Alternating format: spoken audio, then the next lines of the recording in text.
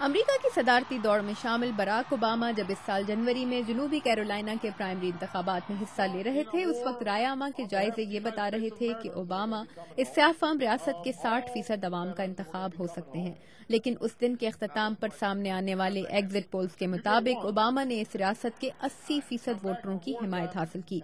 تجزیہ کاروں کا کہنا ہے کہ اوباما کو ملنے والے ووٹوں میں اضافہ شناخت کی سیاست کا نتیجہ تھا۔ شناخت کی سیاست یہ ہوتی ہے کہ کوئی ووٹر ایک ایسے شخص کو ووٹ دے جو اس کے رنگ، نسل یا سن سے تعلق رکھتا ہو۔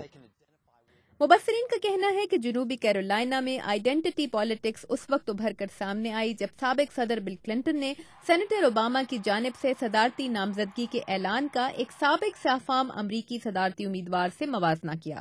جیسی جیکسن نے جنوبی کیرولائنا میں 1984 اور 1988 میں کامیابی حاصل کی تھی اور ایک اچھی مہم چلائی تھی، اور سینیٹر اوباما بھی یہی کر رہے ہیں۔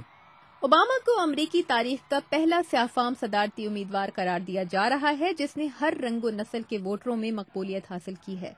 سیاہ فام امریکیوں کو ایسا محسوس ہوا کہ بل کلنٹن کا یہ تبصرہ اوباما کی صلاحیتوں پر چوٹ کرنے کا طریقہ تھا اور سفید فام امریکی شہریوں کو اوباما سے دور کرنے کی کوشش۔ جب رنگت کو انتخابی مہم میں سفید فام ووٹرز کو متحرک کرنے کے لیے استعمال کیا جا رہا ہو تو سیاہ فام امریکی بھی اپنے سیاسی فیصلے رنگت اور نسلی تعلق کی بنا پر کرنے پر مجبور ہوں گے۔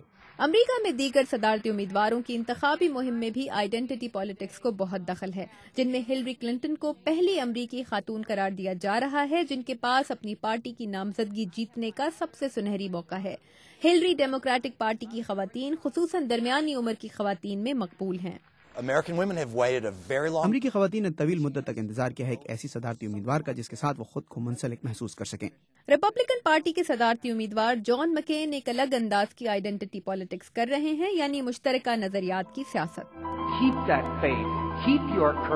جان مکین کے اس ٹی وی اشتہار میں ان ووٹروں کی توجہ حاصل کی گئی ہے جو ملک کے وقار اور سلامتی اور فوج کی طاقت کو سب سے اہم سمجھتے ہیں۔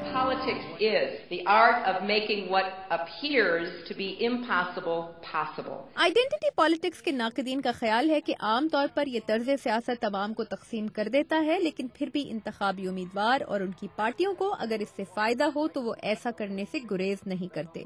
تابندہ نعیم، وائس آف امریکہ۔